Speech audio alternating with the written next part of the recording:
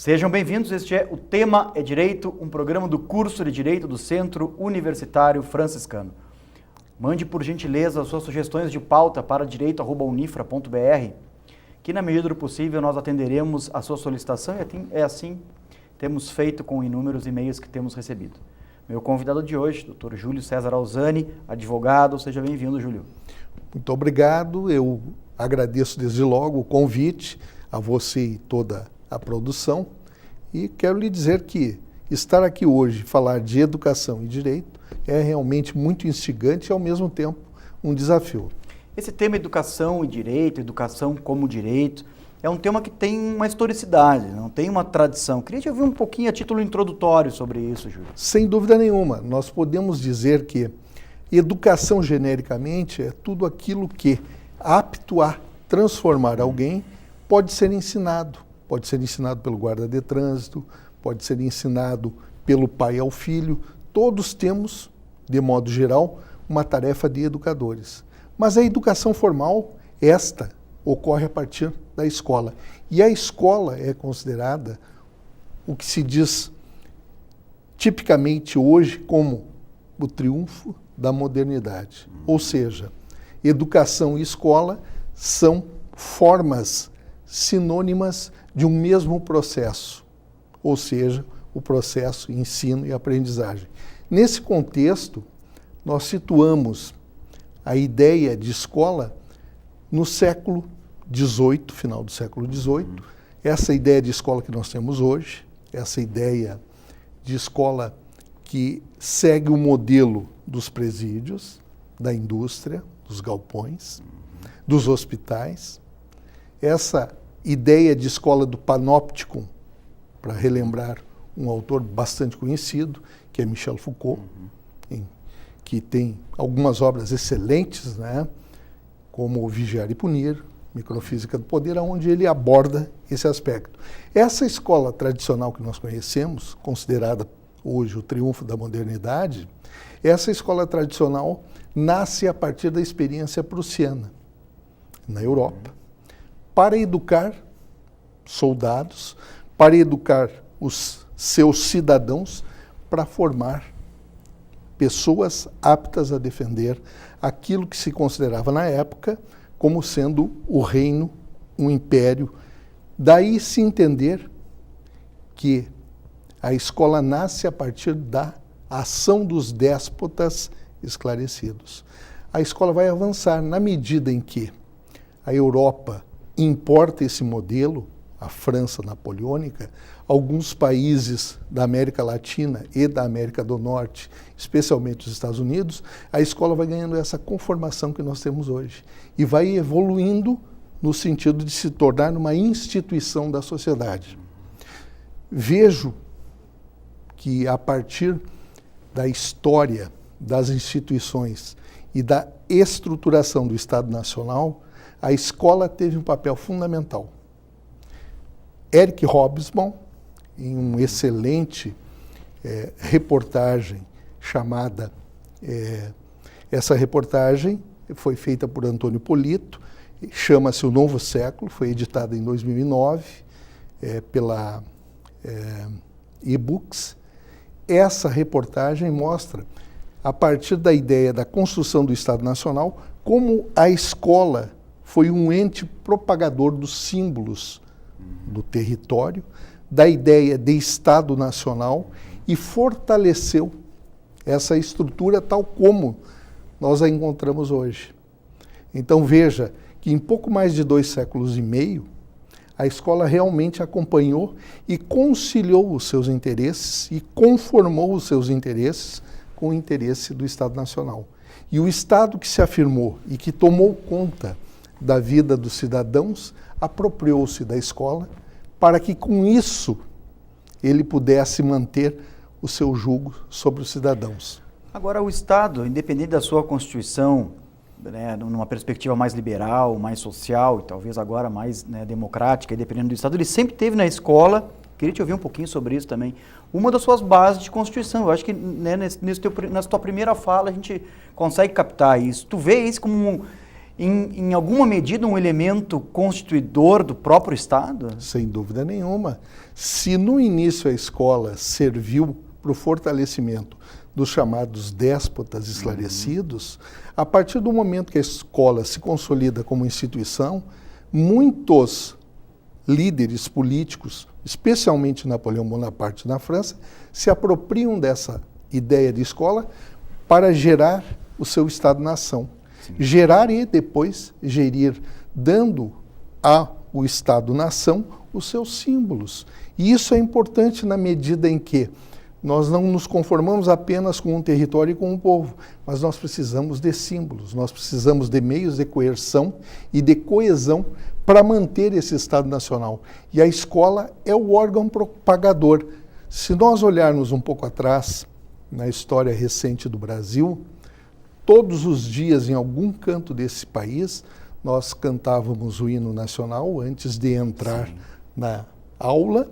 Nós entrávamos em fila. É claro que alguns dirão, não, mas isso era fruto de um momento da ditadura. Sim, isso era fruto de uma ideia nacionalista daqueles tempos, insuflada pelo comando, digamos assim, da política no país, que era um comando vindo do mundo militar, dito regime de exceção. Mas, evidentemente, que a escola teve esse papel determinante de ditar esse simbolismo, de produzir e reproduzir esses símbolos de nação. Enquanto você falava, eu lembrava, claro que a gente está falando de escola, né? Escola, obviamente que a universidade também é uma escola e nós estamos... O modelo é o mesmo. O modelo é o mesmo.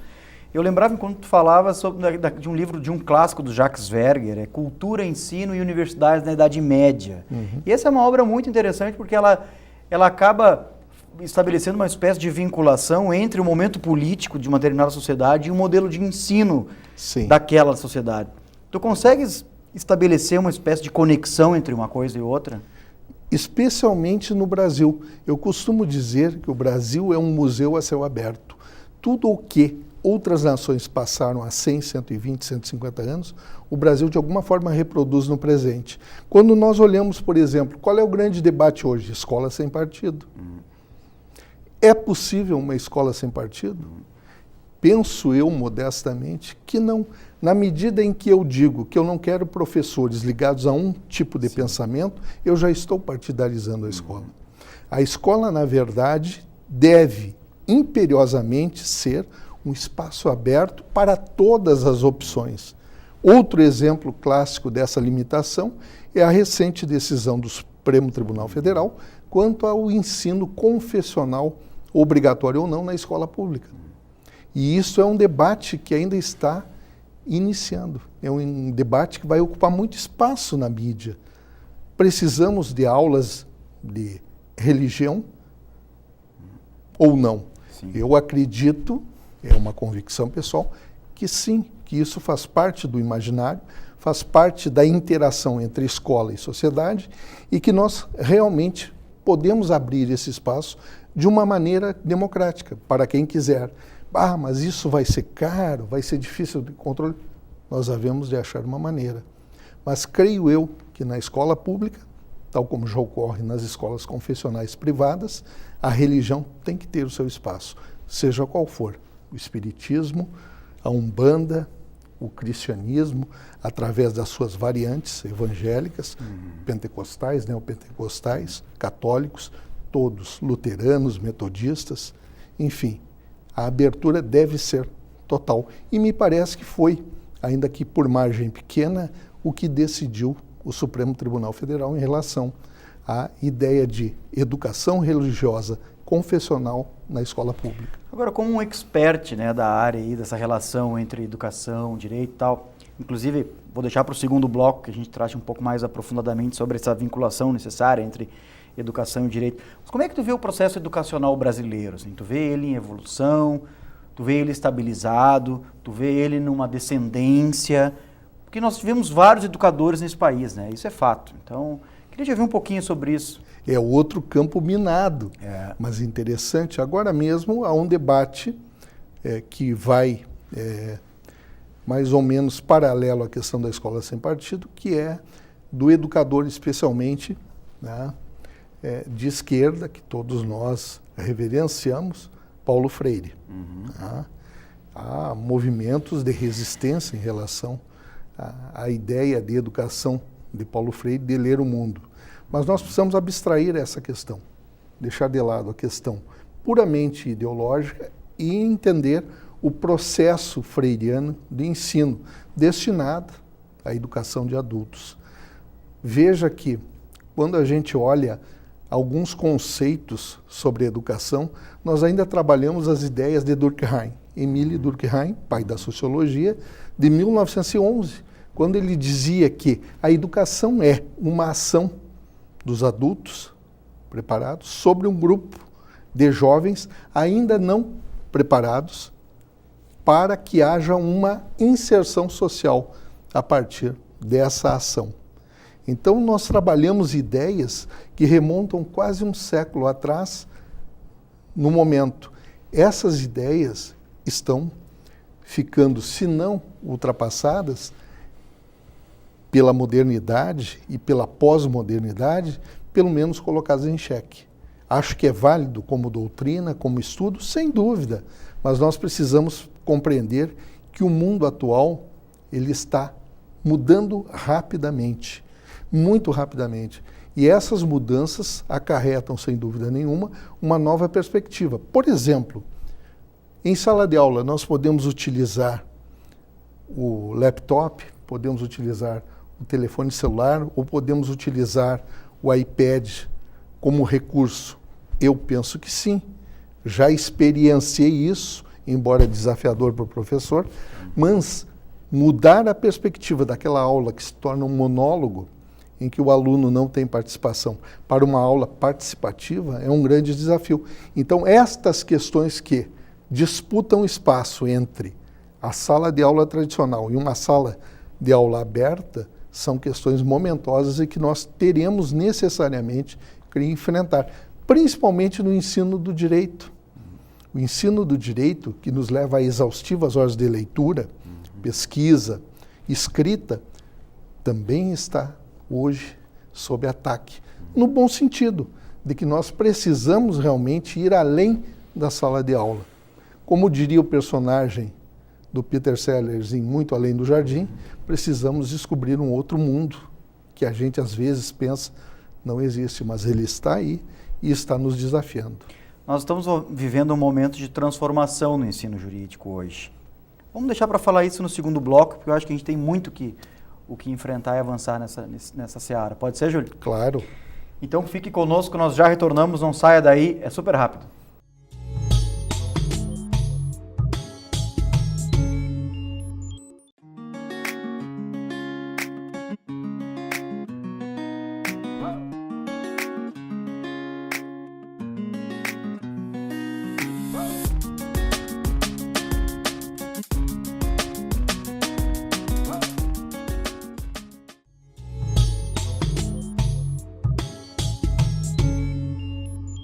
Retornamos com o tema é Direito de hoje. Este é um programa do curso de Direito do Centro Universitário Franciscano.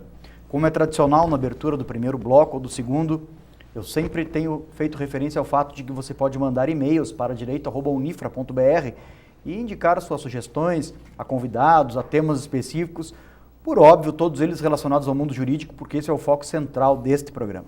Meu convidado de hoje, Dr. Júlio César Alzani, estamos falando da relação entre educação, direito. Essa percepção de educação enquanto direito fundamental, enquanto direito, né, seja de primeira, principalmente de primeira geração, aí, mas é algo que, não, de segunda também, perdão, mas é algo que, né, tu já reservasse um certo tempo de estudo aí em relação a isso, Júlio? Eu lhe diria o seguinte, o direito, ele abarca, nós sabemos lá do estudo das fontes do direito, o costume, a lei, a tradição. E na medida em que a sociedade foi avançando e evoluindo, especialmente a partir da Revolução Francesa e da Declaração Universal dos Direitos do Homem e do Cidadão, e passou-se a tratar a pessoa, o sujeito, como cidadão e atribuir-lhe direitos subjetivos, evidentemente o direito à educação passou a orbitar essa gama de direitos que foi lenta e gradualmente sendo conquistado. Os direitos políticos, os direitos civis, os sociais, os econômicos e culturais, que são os de primeira, segunda e terceira geração. Mas onde está a educação nisso tudo? Há um brilhante artigo de Susana Sacavino, pesquisadora e representante há alguns anos atrás, esse artigo é de 2010, né, que trata do direito humano à educação. Ela era representante no Brasil à época da Unesco, aonde ela faz exatamente essa intersecção e mostra que o direito à educação abarca todos esses direitos. Não é um direito distinto, ao contrário, amalgamou-se aos demais direitos. E por que isso aconteceu? Como nós vimos no bloco anterior, a evolução do Estado Nacional e o avanço do Estado enquanto instituição, que se nós voltarmos 3 séculos atrás, nós estávamos saindo da Idade Moderna, das navegações, tínhamos grandes impérios e reinos e uma estrutura de poder que nem chega perto daquela que temos hoje. E o Estado Nacional foi se afirmando e foi tomando conta do espaço, do território, e na medida que avança e toma conta desse território, ele afirma direitos para os seus cidadãos, porque ao afirmar direitos aos cidadãos, ele também se afirma enquanto ente e autoridade, porque ele lhes nega, ou melhor, lega esses direitos, e quando esses direitos são negados, os cidadãos foram aprendendo a buscar os seus direitos. Essa visão utilitarista do direito, para relembrar Jeremy Bentham, sim, do utilitarismo, do individualismo, ela foi se amalgamando. E não é possível hoje dissociar essa série de direitos que uma carta constitucional, como a brasileira, prescreve em relação aos seus cidadãos. O Estado brasileiro tem necessariamente que se conformar dentro dos mandamentos constitucionais. E esse é um processo histórico que, como eu disse antes, começou há 250 anos atrás. E tem alguns marcos, como a Revolução Americana, com a sua independência, a sua Carta de Independência, inspiradora, como a Revolução Industrial enquanto fato econômico, né, porque a Revolução Industrial só foi possível na medida em que houve uma mudança comportamental séria que levou os cidadãos a migrarem do campo para a cidade, especialmente na Inglaterra, na primeira Revolução, e na Alemanha na segunda, e com isso permitiu a formação do acúmulo de riqueza a partir da classe burguesa.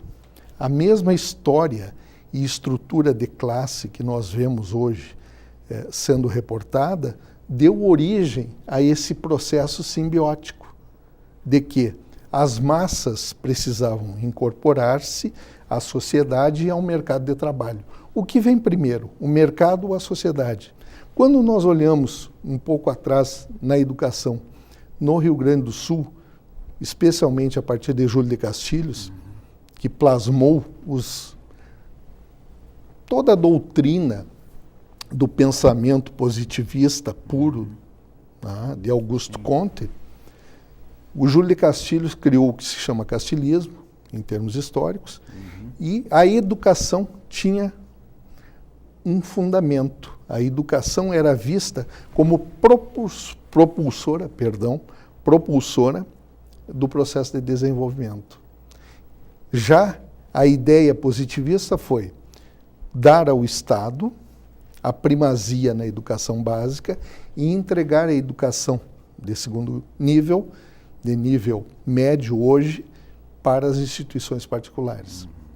O Brasil, como eu disse antes, realmente é um grande museu a céu aberto, ao vivo, para quem se interessar realmente por entender todos esses processos, porque eles ainda estão em desenvolvimento. Claro. O Rio Grande do Sul, especialmente, viveu essa experiência positivista e ela influiu durante todo o século passado e continua causando efeitos. Se nós pensarmos, por exemplo, que a ideia básica do positivismo era incorporar à sociedade o grupo chamado proletário de trabalhadores, e que na virada do século XIX para o século XX foram criadas grandes estruturas que estão hoje, até esse momento aqui, nós podemos perceber que essa influência educacional positivista, ela vai determinar uma dicotomia, ou seja, aqueles que são abonados, filhos da aristocracia rural, serão os nossos líderes e governantes. Esses terão acesso a uma educação de qualidade e uma educação que pode ser complementada na Europa. Já os filhos daqueles desprovidos da sorte, os mal-nascidos, eram as palavras usadas naquele período, esses terão acesso a uma educação técnica para prepará-los para o chão de fábrica. Claro. Agora, tu visualizas a possibilidade de hoje, né, 2017, século XXI, a gente pensar em falar numa educação plural e mais democratizada, e eu tenho certeza que tu tem exemplos para demonstrar isso, né?